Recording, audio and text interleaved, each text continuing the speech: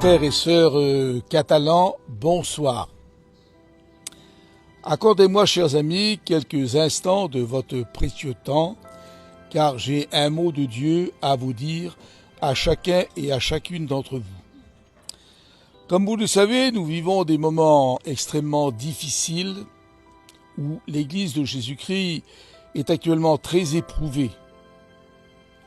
Nous avons dans nos familles beaucoup de malades, d'inconvertis, de la souffrance, et bien entendu, c'est très pénible. Nos jeunes adolescents, entre 15 et 18, 20 ans, eh bien, on a compris que ces jeunes intelligents ont perdu le sens du respect et de l'amour envers les personnes âgées et surtout, envers leurs propres parents. Nous voudrions dire à cette jeunesse, n'imitez pas la jeunesse du monde qui ne connaît pas Jésus-Christ, car alors vous transgresserez l'un des 10 commandements où il est dit « Honore ton père et ta mère », et le texte, je le cite, se trouve dans Éphésiens chapitre 6, « Enfants, obéissez à vos parents, selon le Seigneur, car cela est juste. Honore ton père et ta mère », c'est le premier commandement avec une promesse, afin que tu sois heureux et que tu vives longtemps sur la terre. Ce qui veut dire que nous avons besoin de revenir aux enseignements bibliques qui est, si vous voulez, le secret de la réussite de la vie chrétienne. Alors je pense que certains peuvent penser ce soir, mais qui est cet étranger pour nous parler ainsi de la sorte? Tout d'abord, permettez-moi de vous dire que je ne suis pas un étranger, mais l'un des vôtres. Et dans mes veines coule le même sang que le vôtre, le sang gitan. De plus, je suis l'un des anciens de la mission Vie et Lumière, et sachez que j'ai rencontré pour la première fois votre peuple, c'était en avril 1962, où nous avions une convention justement à Perpignan. C'est là que j'ai rencontré pour la première fois le pasteur Berriot, qui ne l'était pas encore à l'époque. Il avait une rage de dents et il mettait sa Bible sur sa joue pour avoir ainsi la guérison. Le frère Le Cossack m'a demandé de prier pour lui en lui imposant les mains et j'ai eu le bonheur de voir ce frère plus tard devenir serviteur du Seigneur. J'ai encore connu d'autres familles comme les Cargol, les Gimnès, les Ruffert et d'autres. Et j'ai connu aussi l'un des jeunes qui est devenu serviteur de Dieu, on le surnommait Pitou. J'ai même eu l'occasion de loger chez lui. J'ai connu encore un autre frère à qui nous appelions affectueusement Zaché. C'était le prédicateur Nanou, avec un autre qui s'appelait Gousti. Et bien entendu, je n'oublie pas votre ancien Joannette qui est encore avec vous. En 1965, j'ai eu la joie d'être le pasteur de votre église mère ici à Perpignan, église qui avait été financée par un de nos amis, Gaston Loré, homme d'affaires chrétien. Donc, vous voyez, je ne suis pas ce qu'on peut appeler un étranger aux Catalans, mais je suis un frère qui vous aime.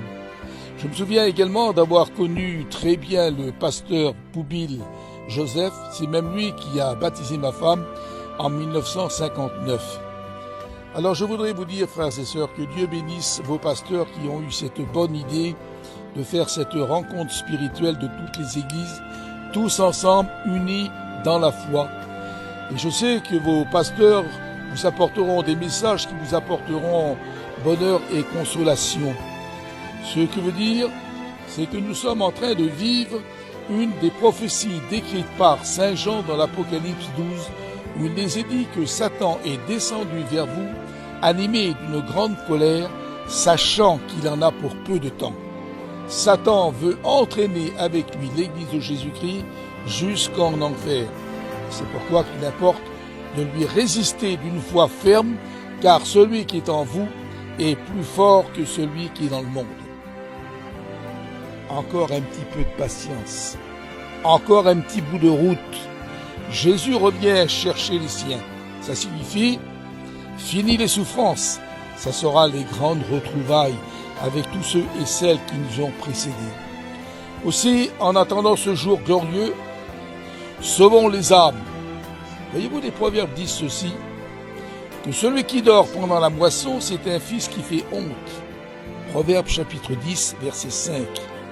Alors je me permets de donner un conseil ici aux candidats et aux étudiants.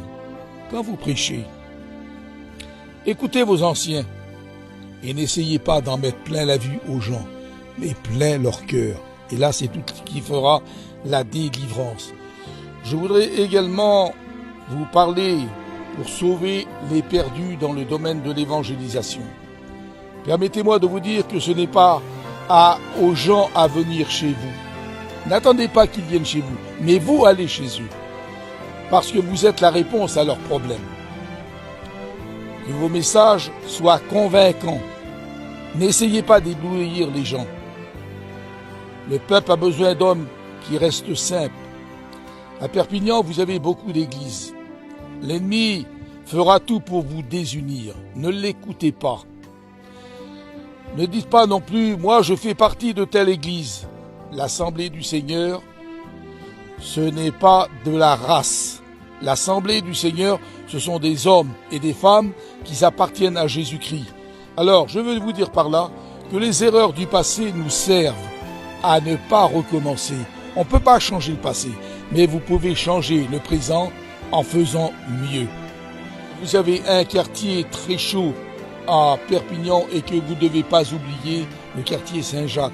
Il a besoin de la grâce de Dieu.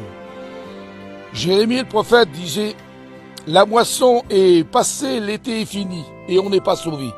Eh bien non, l'été n'est pas fini pour nous, elle commence. Allez-y avec courage.